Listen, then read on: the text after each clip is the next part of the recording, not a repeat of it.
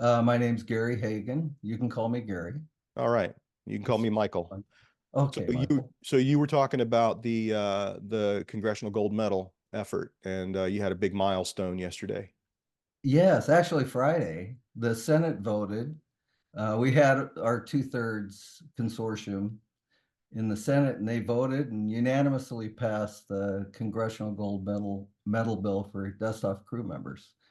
So now it moves on to the House, and we still have to get two-thirds of the House to co-sponsor. But once we do, they'll vote. And if that passes, it goes to the president. Hmm. So, Yeah. So let's back up a little bit and talk about the sure. origin of that effort. Have you been involved with it since the beginning? Not since the original beginning. I think General Brady started it with Senator Cornyn out of Texas. Okay. And it's been going on since the 114th Congress, and we're in the 118th. Okay. So it's been going on for quite a few years, and every congressional session it's brought up, there's a new bill posted. So this last session is when it really gained a lot of traction. We were able to get a gentleman by the name of Chris Sedor. He was able to get the Hunton Andrews Kurth law firm involved from Hmm. Washington, D.C. They helped the Merrills Marauders get their Congressional Gold Medal. And Okay. they've been working with us in the Congress and Senate to get this passed. So they're doing a lot of work for us pro bono. It's been phenomenal. Mm. And for people who aren't familiar with the Congressional Gold Medal, what would you like our listeners to know about that, and about why it's important for dust off crew members to be recognized that way? It's so huge. It's the highest civilian award that Congress um, put gives, and for dust off to get that for what they did, and it's Vietnam dust off, by the way, and for what they Specifically. did specifically Vietnam dust Yeah. off crew Okay. members. Um, they're pretty much the pioneers of helicopter ambulance. Well, everything that we did as crew members in Vietnam, everything since then, such as Life Flight, was born from what we did in Vietnam. Nobody used helicopters. There was some in Korea, but it Mhm. wasn't to the extent that we did. And of course, Vietnam was a helicopter war. And what we did over there and what we learned over there and how we did what we did, um, we brought back to the United States when units started going back from Vietnam, and they started a mass program, military assistance um,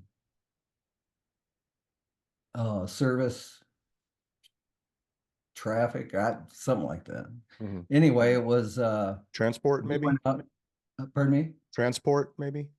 military assistance safety program. I don't know what It's all right. We'll look it up. okay. Yeah. And anyway, it what they did was they started going out and picking up civilians in traffic crashes, urgently needed to get to the hospital. They would pick them up and take them to hospitals. Mm. And then that Lifeline was born from that. Yeah. And So when we so, hear about people being, airlifted to Harbor View, right, in yeah, Seattle, right. that has its roots in the Vietnam War Yeah, and the work that you guys exactly. did. So Yes. what's the timeline for the House, and then eventually if it passes to get to the president? Like, are you guys looking at a year, 2 years? I think this year, Really? Wow. our hope is we're going back to Washington, D.C. June 3rd. And that week, we're going to be contacting members of the House, trying to get more support. We need to get another 150 House members to co-sponsor. But and I think we can do that this year. With now that the Senate passed this bill, the companion bill, I think the House will follow suit. I'm hoping. And once that passes, it goes to the president, and then it goes into law. And then it'll take a year or two for them to design and make the medal. Mm, They actually make only one gold medal, and it'll be displayed probably at Fort Sam Houston at the Medical Museum. mm. And then that's my guess. And then from there, Dustoff crew members will be recognized. They'll have a presentation, and people can buy a bronze medal, a replica medal, Mm. and but they'll only strike one gold. Got it. Now you mentioned that it's the highest civilian honor that Congress can bestow. Why is it important for Dustoff crew members to be recognized with a civilian honor? Well, to me, and probably a lot of people would agree with this, Vietnam soldiers, when they returned from Vietnam, weren't really recognized. And to have the highest honor that America could bestow on a Vietnam veteran means a lot. And there were only approximately 3,400 Dustoff crew members during the entire Vietnam War out of 2.5 million soldiers. So, I mean, it's such a small percentage of people that we picked up over 900,000 patients in approximately 500,000 missions, and saved all these lives that were saved as a result of being able to get out to the field, pick them up, and get them back to higher medical care, stabilize them on the way, get them back to higher medical care, and it saved their lives. And there's thousands and thousands of families alive, people alive today because of that. I mean, you think about So one soldier, he had a family, they had a family, they had, sure, so sure, yeah, it's exponential. absolutely. Now I want to go over those numbers again though, because that's a little bit. I mean, I need to wrap my head around that. 3,400 people Yeah, crew ran members. 500,000 missions and saved 900,000 lives. That's correct. Yeah, it's amazing. I didn't even know that until a few years ago. Yeah, I I mean, didn't know the I'm numbers. still a little bit gobsmacked by that. I mean, Yeah, that talk about leverage, you know? yeah, I mean, yeah, yeah. So when you think of what Dustoff did in the by using the numbers, it's incredible. I mean, it blew me away because I didn't know. Our unit, for instance, I was in Da Nang, Dustoff, which is a big city, right? In the north of Vietnam. And our area of operation was so large, we had to have two sites. We had one out of Da Nang, and then we did a 4-day field trip down towards Chu Lai, where we supported the 196 AmeriCal division, along with the Marines, the Navy, mm, the mm, civilians, and everybody else. I mean, we picked up so anybody that needed aeromedical evacuation, we did. They were, even if they were NVA or VC, we picked them up and brought them to medical care. So, but our AO was so big, we had to split um, our crews. We had crews in Da Nang, and we had two crews down at Hawk Hill, our field site, and we'd go down there for 4 days and fly out of there. And we only had 6 helicopters. So, I mean, you can imagine, and that's a big unit. I mean, Six probably helicopters, a big unit. a big area. Sorry, Oh, gotcha. uh, Okay. a bigger unit would be like the 45th Uh, Medical Company. They had, I think, 24 helicopters, and they were further down south in the Delta. okay. But most units were only consisted of about 6 helicopters. Most of them were medical detachments. And there was one in Quang Tri, one in Phu Bai, one in Da Nang, one in Chu Lai. And they kind of went down the coast. And we worked, most units worked from the coast all the way to the border, the western border. In our case, it was Laos. Down south, it would have been Cambodia. But Mm, big areas that we had to cover. But we needed, and we learned this from World War II, it's best to get an injured patient to higher medical care within a golden hour. And once we could get them to a doctor, an aid station, it was much like MASH, our aid station down at our field site. Mhm. We'd get them to a doctor, they'd stabilize them, and then our second up aircraft would backhaul them to a hospital up in Da Nang. So the So golden hour, meaning within an hour after the injury occurred. yes, yes. When they Now, and you're not, when you're taking them to, so the injury occurs. Hopefully, you guys are on the scene fairly quickly, but they're yeah, not getting their first medical intervention after you drop them off. Like the medical intervention begins immediately when you guys are yes, on the scene, right? So there's a lot of medical attention that's given in the field and initially, on yeah, the flight. yep. There's a And medic on the that's ground. is that the real innovation, right? Is that the thing that when we think about current, modern day airlifts to trauma centers, that's Oh what you yeah, guys developed was yeah, the yeah. what to do, you know, between the time you arrive and the time that you drop them off. Oh, well, first of all, we make sure they're breathing, clear their airway, stop any bleeding. We almost always, these guys, a lot of the injured were traumatically injured, and we'd give them IVs in the helicopter. The medic and the crew chief in the back. Our crews consisted of 4 people. We had 2 pilots, an aircraft commander, and a co-pilot, and then we had a crew chief and a medic in the back.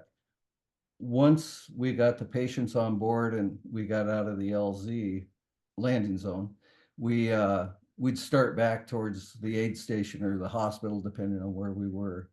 Um, and we would try to do as much as we could to stabilize them, keep them out of shock, keep them alive, um, stop the bleeding.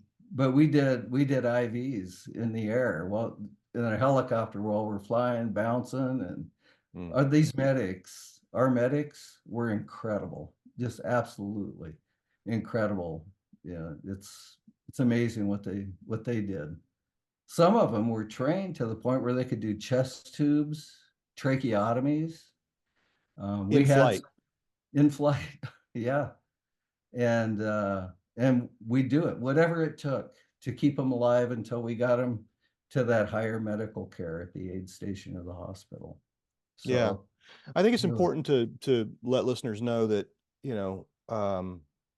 with a couple of exceptions, right? Maybe first Cav, maybe the 101st Airborne, most of these, for the most part, these Dustoff helicopters were unarmed. I mean, you guys were flying into hot right, zones with no weaponry to speak of. right. Yeah, we carried M16s, M79s, we carried pistols, but they were just on the helicopter. And they were only primarily there to be used if we went down, if we were shot down or crashed and we ended up on the ground. According to the Geneva Convention, since we were Red Cross ambulance, aeromedical ambulance, we weren't supposed to engage in battle and they weren't supposed to engage us. Although I think that Red Cross became a target more than it was a notification that we were the good guys. Really? So yeah, we had a big Red Cross on the nose and on the doors, and we almost always, it's unbelievable how much we were shot up. But we'd go into these landing zones right in the middle of a battle. If they were in the middle of a battle and getting shot at and getting hurt, we'd have to go out and go in and get them. I can remember only one time in my whole time over there that we couldn't get in because of weather. It was the monsoon season and so clouded we couldn't get down into the LZ. We had to wait a little bit before we could get in there and work our way in. But we never refused a mission. Uh, we always went. And a lot of the times we would get shot up. Um, I had a pilot shot. I was never injured. I was never wounded, but I had medics shot and pilots and other crew chiefs were shot. But yeah, it was a dangerous job, but it was the most gratifying job that I think you could have had during the war. This might, forgive me if this is an unfair question, but you said 3,400 people performed this duty in over the course of the Vietnam War. Do you have any sense of how many on the wall were Dustoff crew members? I don't, Yeah, it'd be but I interesting to can see that. tell you that we had a 33% greater chance of being killed or wounded than any other um, helicopter unit or air unit. And then, well, there were about, I'd say 2,000 medics and crew chiefs and 121 killed and 545 wounded. I guess this would answer your question. There were about 1,400 pilots, and 121 of them were killed, and about 545 wounded. So um, we just had a greater chance of being wounded or killed. Just flying into the middle of a battle or hoist missions, they were another thing where we couldn't land, for instance. Right, So right. So you're just a we'd get sitting on, duck up yeah, there. Yeah, exactly. We just hover above the tree line or try to get down in the trees yeah. and hoist these guys out on a cable, the injured, and it was a dangerous place to be. And a lot of people. I crashed once on a hoist mission, and it was because we hit the trees and we went down, and we got out right away on that particular one. But they were able to, Somebody picked you up. yeah, picked us up right away. Mm. We climbed up and out and went to an area where there was an open field. I We assume the took, aircraft was lost. yeah, it Yeah. was. So did you guys, I mean, normally when a helicopter goes down, if there are crew members who survive or passengers who survive, after they check themselves, make sure everything's where it's supposed to be, the next priority is to get certain equipment off of Yeah, the aircraft before the enemy yeah, can recover it. Was that the case for you guys as well? Since you were yes. unarmed or largely unarmed, I assume it was maybe not such a big deal, or was it? Yeah. Oh yeah. You don't want to leave anything there. There was some in my particular case, there were some infantry guys on the ground. It was their company that we were picking up for. Mm, A couple of them stayed there until a Chinook came out and picked that aircraft up. mm. But typically, if you had to leave the aircraft, I was shot down once, and they couldn't get us out until the next day. And that on that one, I took all the radios out of the nose of the helicopter. You don't want to leave those in case the North Vietnamese would get them. You don't want them to have access to them. So you take all the radios, and that's protocol to get all that out, get all your weapons out, a lot of that stuff. Mm. And then after we were picked up the next day, um, they had F4s come in and blow up the helicopter in place. So, Amazing. Wow. yeah. So I do want to talk about that 24 hours that you spent waiting to be picked up. I'm Yes. curious about that. But first, let's talk a little bit about the different roles on the helicopter. You said there was an aircraft commander and a co-pilot. There was a Mhm. medic, and then there was a crew chief, which is what you did. Can you talk a Yeah, little bit about that role and help people understand what exactly a crew chief does on a mission like that? sure. Crew chiefs are responsible for the aircraft. We're the only ones assigned to a particular aircraft. So I had my nickname on my door, Which and was Festus for Festus. for Festus Hagen and Gunsmoke. Ah, My because your last name's name's Hagen. Hagen. Yeah. Got it. So they called me Festus. So I Right. had that stenciled on my door.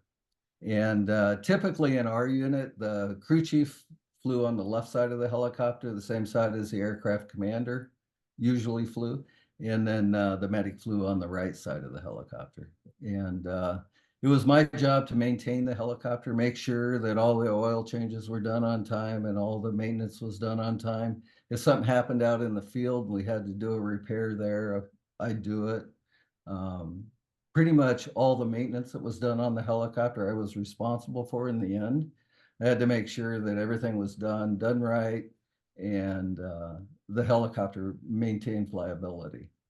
So that bird was And your bird, right? You had your yes, name on it. The yeah, rest of the crew might rotate in and out, but you were always with exactly. that bird. Always. Yep. Wow. Unless we lost it. Unless we Happened to me lost it. several times. So, but yeah, you just, the crew chief was assigned to that. The other thing although it didn't really apply in Vietnam, typically a crew chief would do all the weights and measures and balance but over there you don't do that. You just get as many people on as you can and fly, which was approximately maybe maximum 12 United States soldiers and maybe 15, 17 Vietnamese soldiers Like could just get because on. they're smaller or because they're carrying less Yeah, stuff? they're smaller. Mm, And we would typically not take all their stuff. We mm, just take them mm, and leave their packs and their weapons and all their stuff behind. mm. But yeah, they're smaller people, so we could take more of them. But we needed to have um, ability to pick up and take off, get our airspeed. We had aircraft at times that had to take so many people. They were on a hill, and they'd have to just hover and try to get over the edge and drop nose down to gain airspeed to be able to fly out of an LZ because they had too many people. So, but they do it. And that's guys putting their own lives at risk for Yeah, others, right? Yeah. absolutely. Yeah. Um, so you said that the crew chief is responsible for the aircraft, right? Maintenance, repair, all that, just keeping it ready for, for Flight. action. Yeah. What sorts of things would you be doing while in the air, right? The two pilots are flying the aircraft, the medic is tending to the Okay. wounded. What are you doing? Yeah. Basically same thing.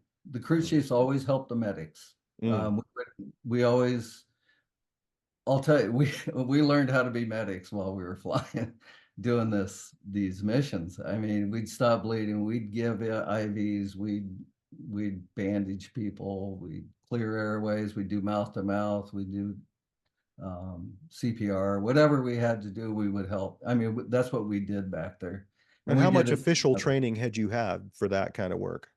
I had 2 weeks of first aid training, and And then it's a all. medic typically would have how much? Oh, they went through that was their advanced Their individual AIT. training. So Yeah. yeah, they spent months Yeah. doing it. And now they spend years. Yeah. They're these days. But back Yeah. then it was months of training and Yeah. a lot of what they did was OJT. They Sure. did it, they learned there. And they Well, I'm learned sure from that was true for you as well, right? If all you had was 2 weeks of first aid and then you found yeah, yourself in that situation. absolutely. Yeah. Yeah. I would give IVs, I would do everything the medic did. And then when we got back, we would after we offloaded the patients, we'd both clean the helicopter. The medic would clean the windshield and I'd clean the back and we'd get it all ready for the next mission if we had time. Um, but yeah, that was it. And it's interesting. Helicopters require a lot of maintenance. Every 25 hours of flying, it needed an oil change. Mm, So, and then every 50 hours was a little more major mm. inspection and oil changes and stuff. And then at 100 hours, they were usually down for several days. The helicopter doing all the maintenance that had to be done and the inspections. So they were maintenance intensive. Was there ever a situation where the pilots wanted to push the limits of the aircraft, but they had to ask you whether this particular aircraft could handle that or not? The Or where pilot you had to maybe crew, push them, maybe get them to take, to push it a little farther than they were maybe inclined to. no, they were aware of the limits, Mm, and sometimes they would exceed them, or we'd have to, right. um, depending on the situation. Uh, I know one time, they like you can when they pull the collective, which is the pitch of the rotor to pull you up. You're allowed like 50 pounds of torque, and sometimes they'd pull 60, 65. If they're coming in too hot into an LZ and they have to slow down real fast, or there were times when they had to get out of an LZ so fast that they just like put all the power they could to it to get out of there and over torqued it. Hmm. But we inspect it, we make sure it's all okay, and sometimes we'd have to ground it to make sure that no damage was done. Uh, but typically, they try to maintain all the correct levels. Hmm. This is So, fascinating for me because when I think about dust off, I think about guys flying into, combat situations, hot landing zones and, taking fire on the way down, taking fire on the way out. I never really thought about, I never really thought about the aircraft itself, right? And, just pushing the limits of that aircraft's capability because that's what the job calls for. yeah, I have to tell you about this, the Huey, and we had UH-1H Hmm. Hueys. Hmm. The newer model, they had the bigger engine in them. They had an L13 engine in them, so they were a little more powerful than the D model.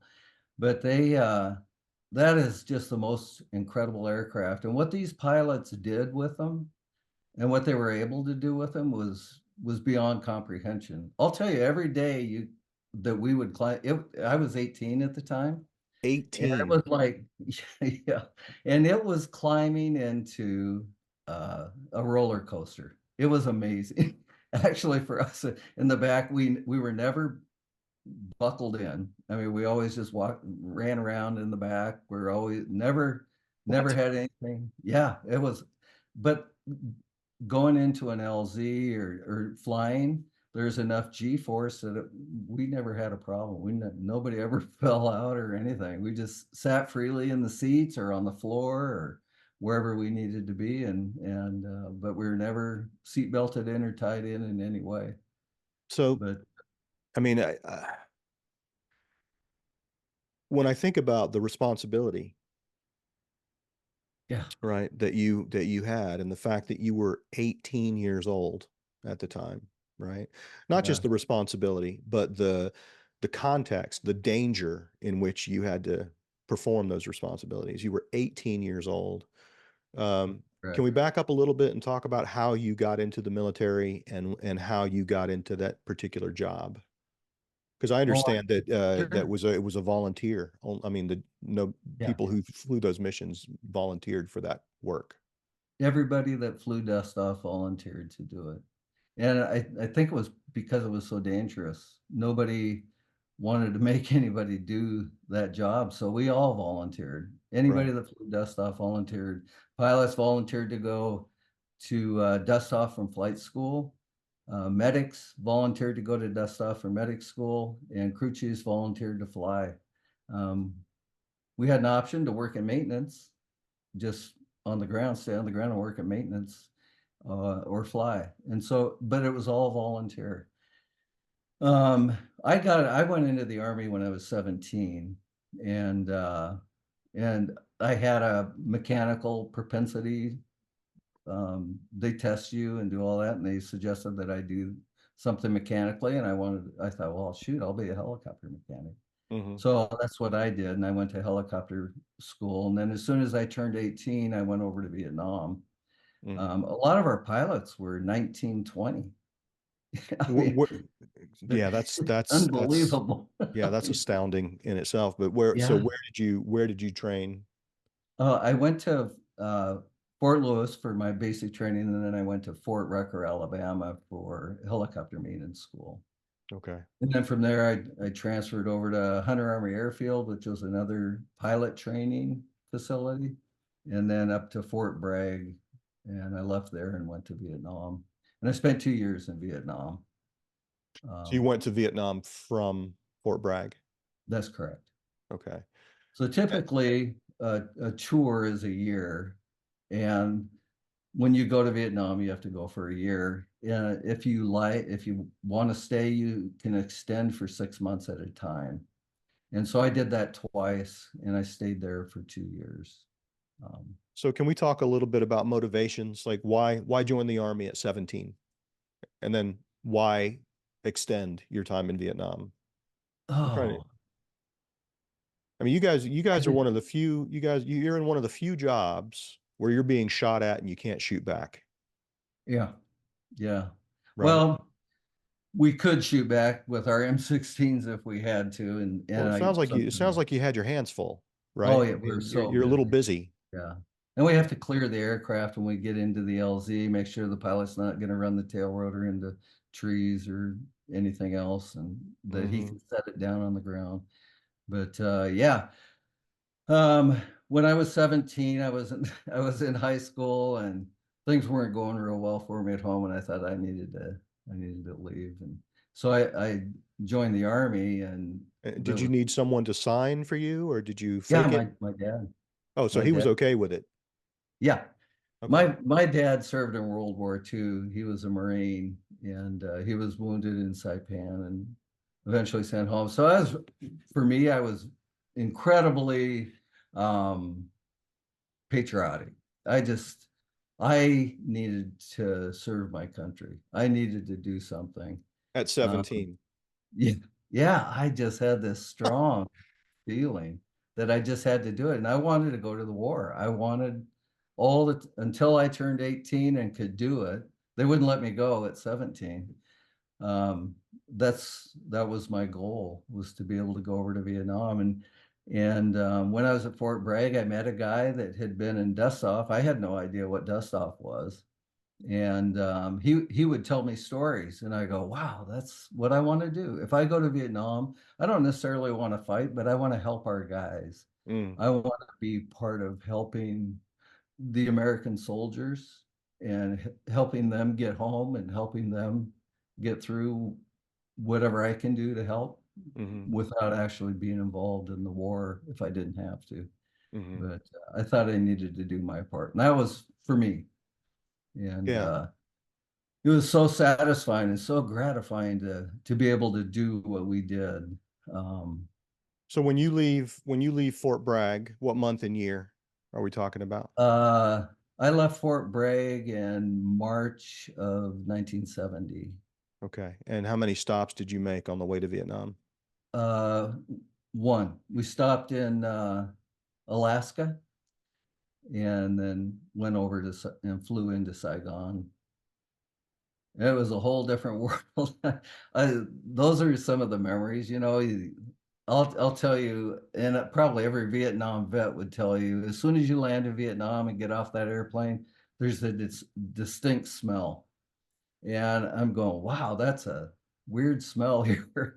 And it looked deserty, it looked dry, and then I was just taken by the scenery and what was going on. And we were Well, yeah, riding in a, you're from Oregon, right? Where everything's yeah, green and lush, and the trees are gigantic. Yeah. Yeah. It must yeah. have felt like landing on Mars a little bit.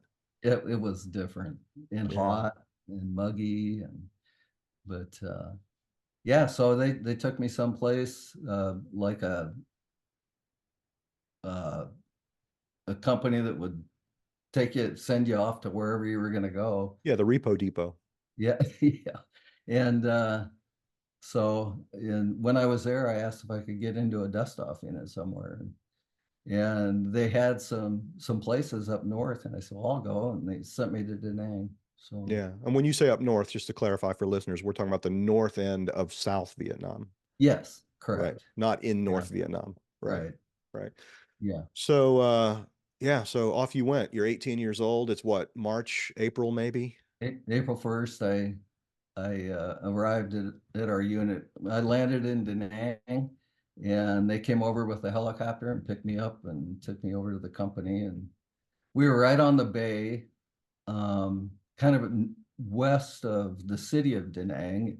Right along the bay was our flight line, right at the ocean. Mm.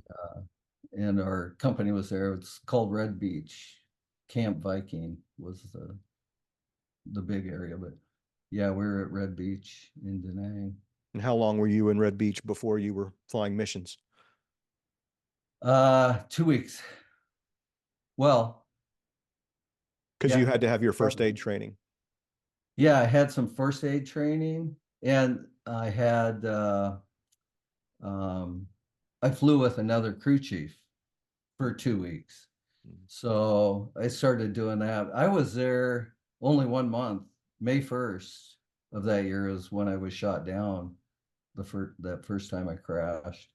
So and sorry, I want to back up a second. You said you flew with another crew chief for a couple of weeks. I'm training. I'm curious, how old was that crew chief that you were flying with? He was 19, I think. He was 19. He'd So been there a year. he's an older guy. Yeah, Yeah, got he'd it. been there a year, and he'd been wounded 2 or 3 times himself already. And What's the most important thing? Do you remember his name? yeah, Walter Tominaga. What was He the lives most in important Hawaii. thing you learned from Walter Tamanaga? Oh man, um,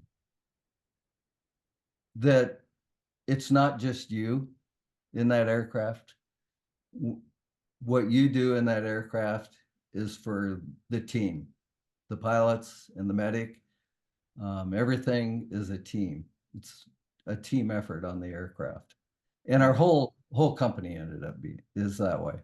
There was no, we didn't have rank to speak of. I mean, the aircraft commander, of course, was in charge of the helicopter, but if there was a really sketchy situation like weather, for instance, the aircraft commander would ask the crew, "Hey, do you guys want to go do this?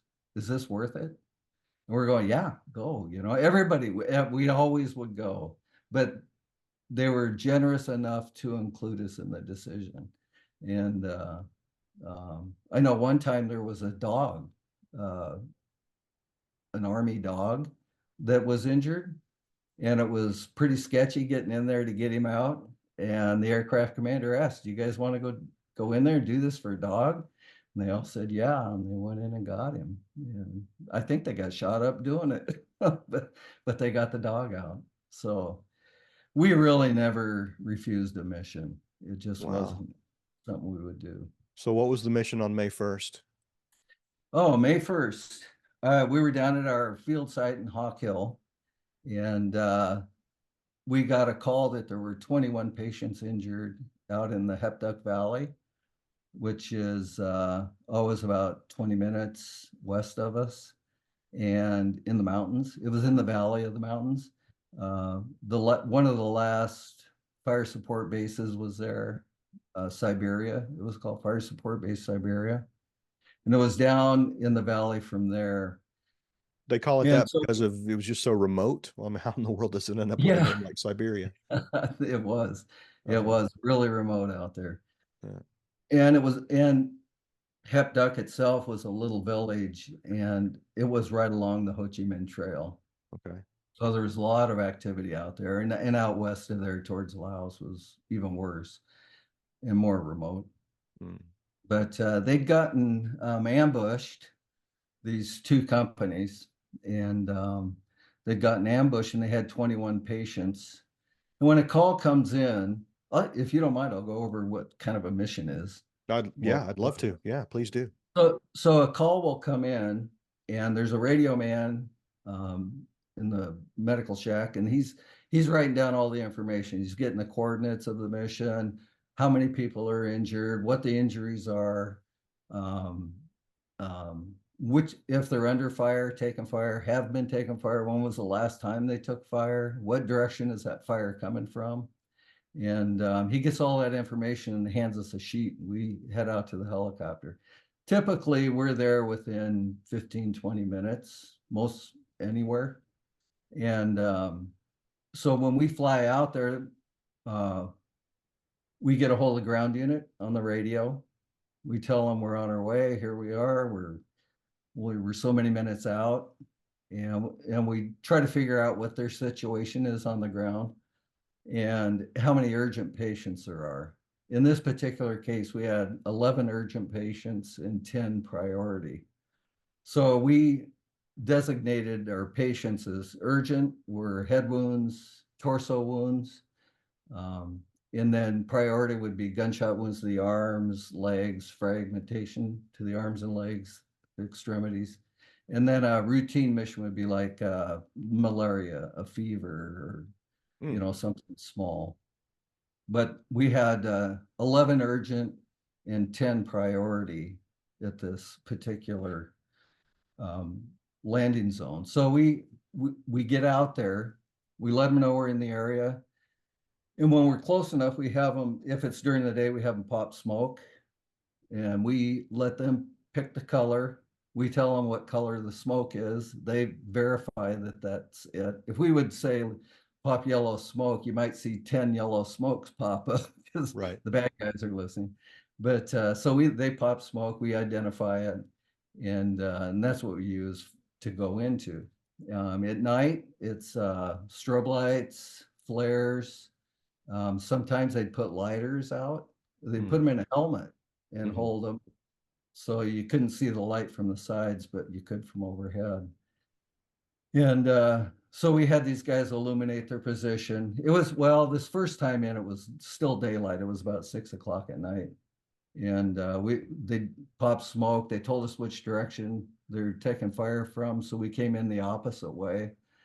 And what we do, we about a mile out, we slow the helicopter. The pilot, this is the most incredible thing. These pilots are, what they learned to do with this aircraft and what they were able to do with it is beyond comprehension.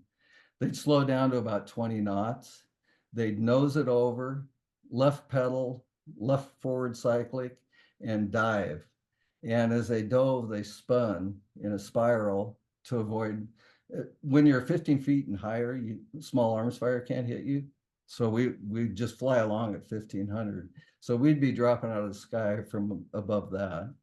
And we'd spiral down to the ground, come out of the spiral, low level, for as far away as we were, and just the nap of the ground, over the trees, over the dirt, over the rivers, down the rivers, whatever it took to get to the LZ. And they'd come in really hot, I mean, really fast. They'd kick, if you can imagine skiing or snowboarding, they'd kick that helicopter sideways, flare it, turn it, and set it down all Like the a same hockey time. player, like Yeah, a yeah, what do you call slide it? to a stop, Yeah. and Yeah. that's the way they do this aircraft. They'd slide to a stop, set it down on the ground. We'd get the patients on. Typically, we didn't take litters, the litters. We just took the people, just get them on as fast as A we litter could. being what, the basket or the what would function like a Yeah, gurney? like a cot kind of Like a thing, cot. yeah, that they carry. And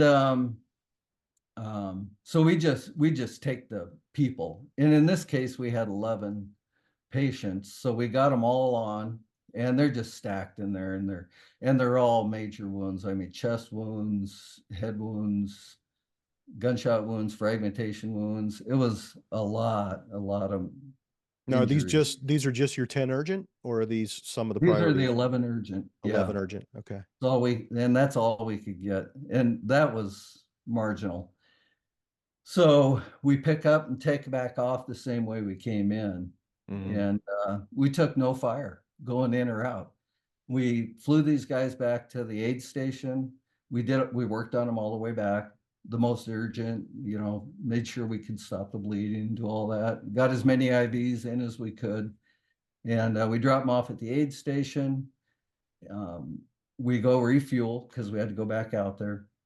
And we head back out to get the other 10. So the same thing's going on. They're engaged in a battle. Yeah, they're shooting. I mean, they're just shooting at each other. They were ambushed. It was horrible.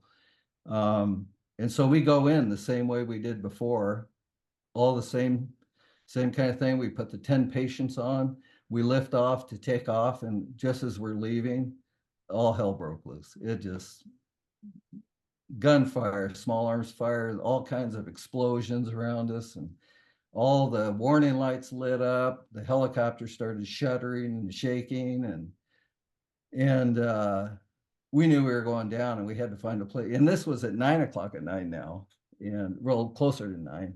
And we had it was dark out there in the middle of the jungle, and we had to find a place to go. And we were going to land on the road, try to get down to a road in the middle of the Hepduck village. And later we found out that's where all the bad guys were in the village. Mm. So I'm glad we didn't go there. But we ended up on this little hilltop, and there were some ARVNs there, South Vietnamese Army, Hmm. our side. There was about 3 or 4 of them there. And on this hill, and we saw the hill at the last minute, and they're having trouble getting this helicopter over there. It was coming apart. You could just feel it. It was just shaking and shuddering, and we got over the hill, and I don't know. I suppose we made it. We landed a hard landing on this hilltop, and we got all the people off, got the pilots out, and um, we were engaged in gunfight right away.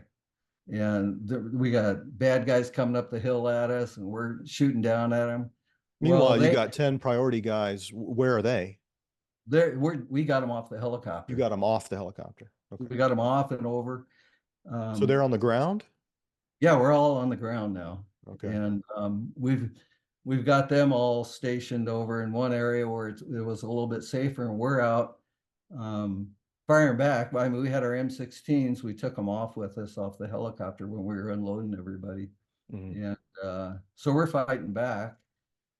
And there were a couple gunships in the area helping those guys, the infantry guys that were on the ground. So they came over and they started blowing up around this hillside for us and stopping this advancement from the bad guys.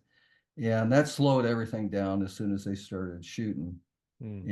And we were taking care of these guys. One guy was really pretty bad. I think he even actually got shot again on the helicopter when we were coming out. And so he had a torso wound, I think. And one guy we had to give morphine to. They tried to come in and get us in. I guess they couldn't. They backed off. They couldn't get in. So we just stayed there the night, and we kept fighting these guys. A gunship stayed with us all Mm. night long, Mhm. and a flare ship. They had a Huey that came out, and they were dropping parachute flares for us. So we could see any movement, anything, and everything really slowed down through the night. Every now and then we would get engaged in a gun battle with some guys coming up, but uh, I guess the ground guys put us in for a silver star for that night, and we all got a silver star as a result of that. But these in my silver star it says that they had 15 confirmed kills. So Wow. on the hillside there, I guess they counted them Mm. something. But yeah, anyway, it was a long night. We all stayed awake all night. We took care of these guys, kept them going, kept them alive, and So got when you through the. guys got out of there, all 10 were still breathing. Yeah, all 10 were doing well. The one guy we hit, just gave him morphine all night. He Yeah. was he was in pretty bad shape, but he lived. He was good. Everything was good. And next morning, we get the call that our CO's coming. He's on his way in. This is the most interesting part to me because I'm used to going in and picking guys up, right? I know what it's like, and I know they just love it. I mean, they're going, "Wow, thank you guys all the time." Yeah, it's just amazing when they tell you that. Mm. But I never knew what it really was like. To be And on the so other side. yeah. So Mhm. I hear that our CO's coming in, he's going to pick us up. And Walter Tamanaga, the guy that trained me, Mm. he's on that helicopter coming in to get us. And so I go get all the radios out of my aircraft and get them all piled up, get ready to go. And I hear a Huey in the distance, and I'm going, wow, that must be him coming. And I look, I can't find him, I can't see him anywhere. And I was over while after I got radios, I was counting bullet holes. and and I uh, I went back over to the radios, and all of a sudden he's there. He just popped up and landed right in front of me. And I'm going, oh my gosh, that's what we do?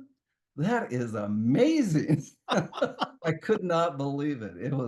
It just blew my mind. I couldn't believe what we do. And I was just shocked, just totally shocked. Threw the radios on, we got the patients, and we got out of there. So, Oh but my it God. was it was quite an experience. Unbelievable. Well, let me ask you, and forgive me, this is my first real deep dive into Dustoff, and a lot of my questions are like super rookie questions, That's fine, no problem. but I'm curious about these mission reports that you received. You said that it would tell you, what the situation was, whether they were taking fire, if not, when's the last time they took fire, all this stuff about the situation. But a couple of things, I mean, it raises a couple of questions for me about the value of that report because you said you wouldn't get there for 15 or 20 minutes. And in 15 or 20 minutes, everything Sometimes, everything can change, right? yes, So and not only that, but from the time you received the report, there may have been some time that elapsed, you know. sure. Uh so how, and then B, you said you guys never turned. I mean, how would it change? You're not armed. You never said no to a mission. So how would that intelligence or that information inform your approach? I mean, it seems to me like you're Well, flying into chaos 100% of the time. So tell me about the value of that mission report. you never ever know, but you get an idea. I Mm, mean, you're hoping to get good information hmm off that sheet. But when you get out there, everything, like you say, could have changed. Maybe everything's much worse, or the bad guys went away and now they're not taking fire. But they don't know where the bad guys are. Maybe they're coming or going, or you don't know. But at least you know from the get-go that this could be they're taking fire down there. This could be really an urgent, insecure mission. If they say they're not taking fire, you can't believe that. You mm, still go in the same way, you still do the same approach, you still do everything the same. But I think it just helps you settle your mind on what could happen, one way or the other. Or you have an idea that this could be a dangerous one, or this is not.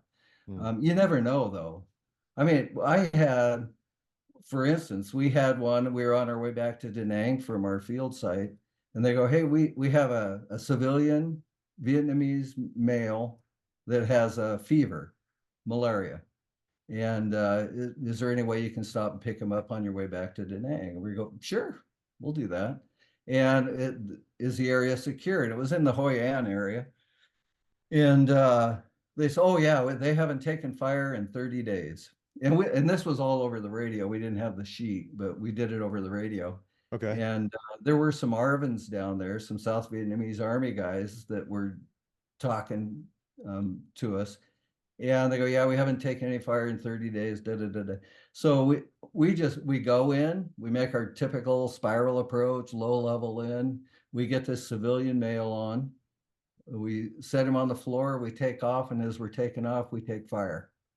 And the just a bup up, and one of the rounds hit the medic in the knee. Just came up through the back of his leg and blew his kneecap off, basically. And it went through a fuel cell. And now we got fuel leaking. The fuel cells on the Hueys had a goop in them that's supposed to self-seal, but the round came through it. I guess when it first hit, it turned and came through crooked, sideways probably. And there's this huge hole in the floor, and it came up and went through his knee. It actually went up through the roof. And but there's fuel spilling everywhere. And now I look out back, and it looks like smoke. There's so much fuel coming out, and the pilots can't see.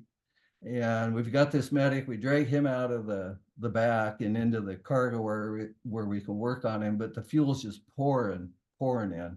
It's almost like a water hose, if you can imagine. It's just spewing out of With there. helicopter fuel. Yes. And we need to get to the hospital with this guy. And so they're talking about crashing, the pilots, and we're in the helicopter going along, and they're complaining they can't see. The wind inside the helicopter swooshing everything around, and fumes and fuel are getting in the pilot's eyes. So they're going, "Hey, we can't see," and they've got their visors down. And we're low level now. We're just hauling. We never did really climb, and they low leveled out to the ocean, to the South China Sea, and we flew north along the beach. And they're talking about crashing. If Hmm we go down, we're going to go down in the water. And so I drag out the overwater survival kit, and then this fuel is just getting more and more and more, and they can't see. So I remembered from school, from when I was in AIT, that if you have to close helicopter doors while in flight, you have to do it together. If you close one before the other, it'll just blow it off. It Mm. won't hold. They're on rollers, and so I tell the medic, I go, we got to leave. Jack Likens was the one that was shot, and I told the medic, Robin Hunt, I go, Robin, we got to close these doors to keep this fuel from flying around. And so we unpin the doors and we start, and we're going together. And I said, we got to do it exactly together. Don't close yours before I close mine. And we'll just watch me and I'll watch you. And and we did it. And right at the end, we closed the doors. One of them kind of slipped off, but we grabbed it and got it shut. And so now we have the doors closed. Now it's filling up with fuel in there. And it's deep. It's getting deep. And this medic, his whole wound is full of fuel, and he's hurting. And we get his knee wrapped up, and we're flying along the ocean, and we think we're going to crash, of course. We just don't think you're going to make it. And the hospital is right along the ocean, just north of China Beach in Da Nang. And we made it all the way to the hospital, and we come into land. And I open the door to clear the landing, and I look up, and what our other helicopter, another helicopter of ours, was in the area, and they were doing a VIP flight, and they'd landed at the hospital waiting for us. They heard that we were shot up and coming in. And the medic from the other helicopters standing on the helipad, and he's got this little fire extinguisher. And he's holding it. And I go, we're in a kind of a flying bomb here. That isn't gonna help. I just had to chuckle. But Yeah. Anyway, So what we happened? You opened the doors, all the fuel poured out onto the yeah. helipad? Oh yeah. It was a lot of fuel. And then we had to have that hoisted out of there and brought back to our company area or flight Yeah. line. So yeah, Wow. it was quite an ordeal. So did you manage to get that aircraft working again? Oh yeah, yeah. Oh We yeah. yeah, yeah. We replaced the fuel cell. We fixed the floor and Oh man. patched the roof. Yeah, Yeah. we you can't just get rid of an aircraft over it. If you have the stuff to fix them, you do it. And Yeah. so we're able So to. after your first year, you said you made a decision to extend for 6 months. Yeah. What was the calculus there? Well, I told you I left Fort Bragg to go to Vietnam, and I didn't want to go back to Fort Bragg. And I got orders to go back to Fort Bragg, and I thought, this isn't bad here. Mm. Yeah, I'll stay. And so I extended for 6 months, so I didn't have to go back You to just Fort told me some stories that, that are incongruent with Bragg. this isn't bad here. I know, I know. How bad Well, was Fort Bragg? I mean, how much did you hate Fort Bragg? Good a grief. lot. Yeah. Well, even after that 6 months was up, I got orders to go back to Fort Bragg again, so I extended again. I know, that's the truth. I You're just did like not like it. anywhere but Fort Bragg, please. Yeah, and Wow. then What was after it after about Fort Bragg? I'm just curious. What was it about Fort Bragg that was I so, don't know, I didn't like the town. Well, and I didn't jump was that Fayetteville? That's Fayetteville, right? yeah, Fayetteville, North Yeah. Carolina. Hmm. I didn't care for the city. I didn't care for the base. I wasn't airborne, Mm. and it's I don't know. They discriminated quite a bit there if you weren't airborne. Yeah, that's You what, the 81st Airborne? 82nd, yeah, 82nd Airborne. Yeah, sorry. 82nd airborne. Yeah. So, and I didn't want to. I mean, gosh, it was my job to keep these things flying. I didn't want to jump out of them. Yeah. No inkling to be in the airborne division. So I just didn't want to do it. It's a little weird that they would discriminate against you when the things that they're jumping out of, they're sort of reliant on you to keep those things in good working condition, you I know? know it was an odd circumstance. They pick on people that they called us legs. you're a leg, huh? And I go, yeah, I guess I'm not gonna jump. Wow, wow. What are you, a wuss? And all that kind of thing. And I just, Yeah, yeah, just a weird felt culture. picked on. Yeah, Yeah. And so in Vietnam, even though, you were in mortal danger every day, probably all yeah. day, every day, you talked about how, that rank wasn't like a serious Nope. cultural issue. Like, it was fairly democratic. You guys all respected each other and, you know, You know, and our unit, you were doing some good, right? Every day, at the yeah, end of every day, you could count how much good you did. oh You, yeah, you could tally it up. absolutely. It was amazing what we did. I mean, you felt so good about what you did. And I've had people tell me, I've had infantry guys tell me, I went back to Vietnam last May with a Vietnam group, and a lot of the guys were artillery or infantry. And they would say, we weren't too worried about getting wounded because we knew you guys were going to come and get us. We knew we'd get out of there and you were going to save us. And they'd hear that helicopter, and it was like an angel coming, they'd said. Isn't that It, something? So it yeah, emboldened them to take risks that they might not otherwise have taken. maybe. Yeah. Yeah, and I don't know how they did what they did. I have visions of things I saw that I can't get out of my head, that I just can't believe they went through that, what they did. I mean, we'd go into a battle and we'd come out of a battle. They understand that as Dustoff, there might be 4 or 5, 10 platoons out there working an area, and maybe these guys over here get in a battle, and these guys are getting a battle, these guys are getting a battle, but they only were all getting into one battle, but we had to go to all of them to get their Mm, wounded. mm. So we were always busy working areas. And uh but those guys, what they went through in their areas, I one memory I have is so distinctive.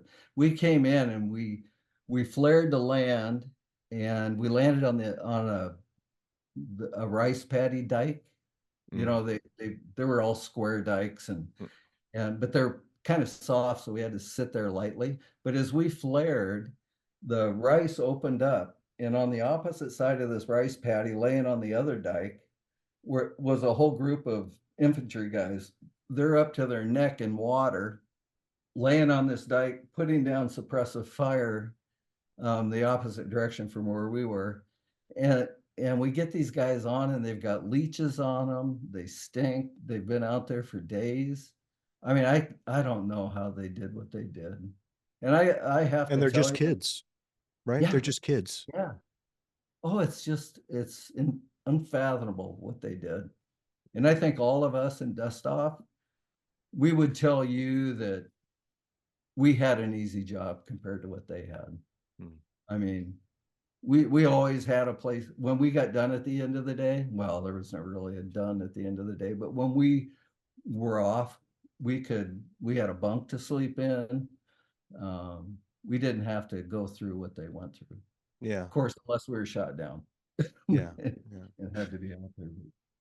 So Gary, I want to talk about coming home. But before we do that, I just want to get clarity on something. And this might not be your area. If it isn't, I can just say so. But I've heard, I don't know this for a fact. I've heard that dust off crews or medevac crews for the First Cavalry, and maybe also the 101st Airborne, that those aircraft were armed. Yeah, they And had machine so guns. you had mentioned that you couldn't have, guns mounted on your helicopter because of the Geneva Convention. How did those other guys, if it's true, how did they get around that? Did they just take the Red Cross insignia off of the aircraft, or what do you know No, about that? I can't tell you. I Okay. don't know. They had the Red Cross on their helicopters, and they had machine guns on. And I know that we were always told that we couldn't have weapons like that because of the Geneva Convention. And so I don't know how they got around that, if they were because they were specifically assigned to a combat unit or combat aviation unit or what. Hmm. But to me though, they did the same. I have to tell you, I think they did the same job we did. Sure. And I mean, they had the same mission we had. And honestly, I think that machine gun would be in your way more than it would be helpful. And I don't know that they were able to even use it much Yeah. because they In had to your get way, in in the and sense get that out. they're blocking part of the door, or what? Yeah, yeah, exactly. And if they're sitting behind that, how do they get out? I don't know. I haven't ever asked anybody. I guess I should. How do they get out from behind that machine gun, get into the cargo bay area, load patients, work on patients? I mean, I don't know that was even a factor. I don't know if it helped them or hurt Well, them. yeah, and then it makes you wonder, if there's a machine gun in the door, is there a door gunner, or I mean, the medic's not firing the machine gun, and so now you've got an extra body on I board, think so. right? I don't know how they did that. Hmm. I should ask somebody. That's a really, really good question. Yeah. Well, maybe somebody will hear this and they'll write in Yeah, and tell us. Yeah. yeah, yeah. See how they All did right. it. So let's talk about coming home. So you got there in you said April 1st of 70. So you came home in 72. Yes. And And what was the first American soil that you touched when you came back? Fort Lewis. I Washington. landed in Fort Lewis, Washington, Yeah. and came And home what on leave. And then I went to Fort Carson, Colorado. for what? From the rest of my tour, I had till December until I got out of the army. So Well, I went. I would have thought that if you had extended twice, that somehow that would, like, you could come home and be done. No, No? it's a matter of fact. I got a letter from the Department of the Army or DOD saying that I failed to um, apply for the draft, and they were that I could be arrested if I don't. Wow. And you're like, yeah, I was a Oh, little busy. I was a little busy at yeah, the time. I it was totally after meant I to got. do that, but I just, when I was shot down, it slipped my mind. Yeah. So I had to sign up for the draft. Oh, wow. Crazy.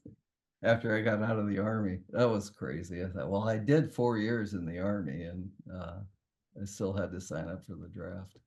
Yeah. I guess I was So, down. yeah, so if you didn't come home and get spat out immediately into civilian society, I would imagine that maybe your homecoming was a little less traumatic than for some of Yeah, those guys where it was, yeah, once you touched down, you were processed out. right. They were done. Yeah, and I went to Fort Carson. They didn't have a helicopter maintenance job for me. I didn't work on helicopters anymore. But I just pretty much did my time until December, and then I got out of the army. But I went into law enforcement after the army, and I think that was um, a nice segue for me to be able to. There's so much adrenaline over there. I mean, you've got adrenaline dumps every day until you're actually almost used to it, and it's not a thing. Mhm. And but I think coming home, different than a lot of veterans, I was able to kind of stair step my way out of all that. Mm. And I still had some excitement. It wasn't every day, it wasn't all the time, but for me, in my mind, I think that really helped me um, work my way back into society without having issues more. Yeah. So, So, all right. Last question. Um, sure. you mentioned that in our pre-interview when we spoke before, you told me a little bit about your law enforcement career and all the many different kinds of jobs that you had over the Yeah. course of that. And you mentioned that one of the jobs you had was working with canines. Yes. So when you were working with canines in law enforcement, did you think about that dog in I Vietnam did. that you went back for? Absolutely. I Yeah. did. And were you glad that you did it? Oh yeah. Absolutely. Yeah. Yeah. Absolutely. In Vietnam, we did everything. I mean, we picked up dogs and handlers with them and handlers and dogs with them. And Hmm. we picked up civilians. We had, um, several babies were born on our aircraft. We'd pick up civilian, pregnant women and their babies would be born on our aircraft. Just if you can imagine anything, we did it. And I think I think that that just says a lot for Dustoff. I mean, it wasn't that, I mean, we didn't just pick up Army guys.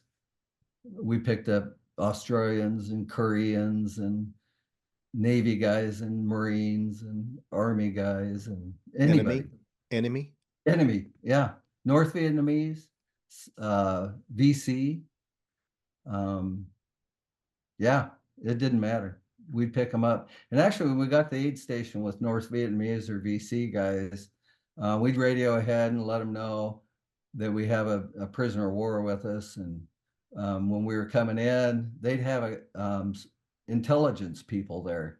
And the intelligence guys, they were Army guys, and they had interpreters with them.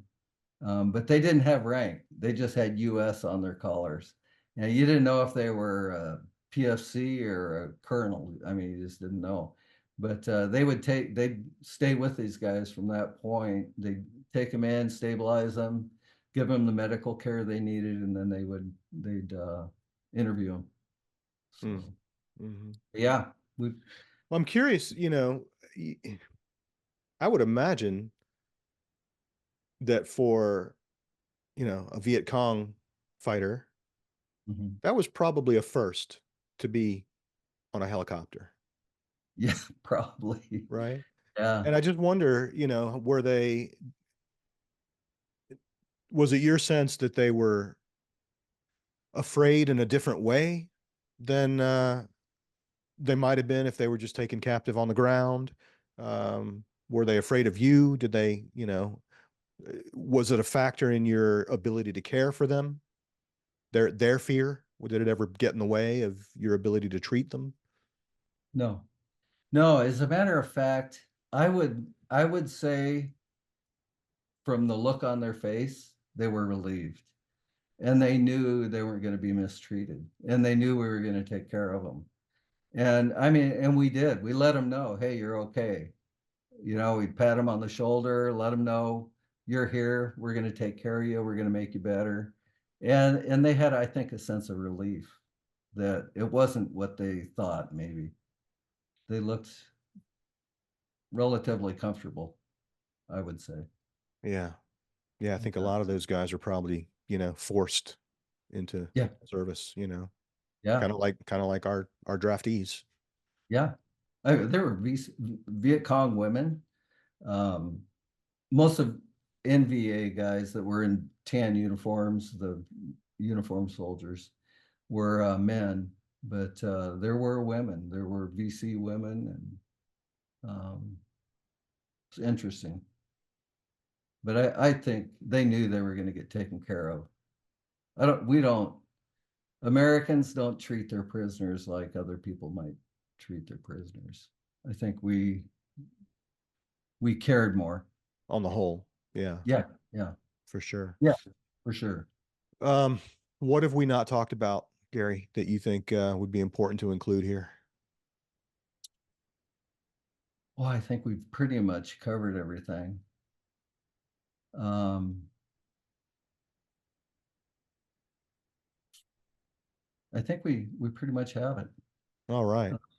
Dust Well, I'm off gonna, was something else, so I'll tell you. I mean, if you ever talk to any other dust off guys, I don't think any of them would tell you that they wouldn't have done that again. It was, I think, the best job to have over there. As dangerous as it was, and as few of us as there were, it was still the best job.